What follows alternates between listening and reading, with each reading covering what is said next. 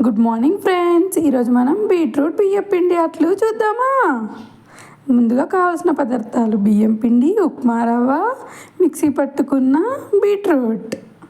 ముందుగా బియ్యం పిండిలో ఉప్మా రవ్వ వేసి మంచిగా మిక్స్ చేసుకోవాలి. మంచిగా రెండు మిక్స్ అయిన తర్వాత కొంచెం మనం మిక్సీ పట్టుకున్నాం కదా ముందుగా బీట్రూట్ది, అది బియ్యం పిండి, ఉప్మా రవ్వ ప్లస్ బీట్రూట్ మిక్సీ పట్టుకున్నది కలపాలి. మంచిగా మూడు కలిసే విధంగా. తర్వాత తగినంత సాల్ట్ తీసుకొని అందులో వేసి కలపాలి.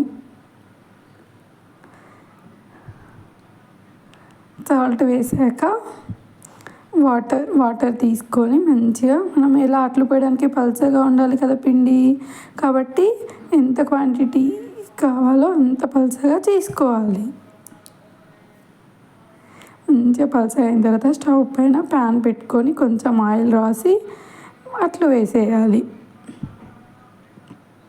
మంచిగా ఒక సైడ్ కాలిన తర్వాత మళ్ళీ ఇంకొక సైడ్ వేయాలి. బీట్రూట్ అట్లు రెడీ.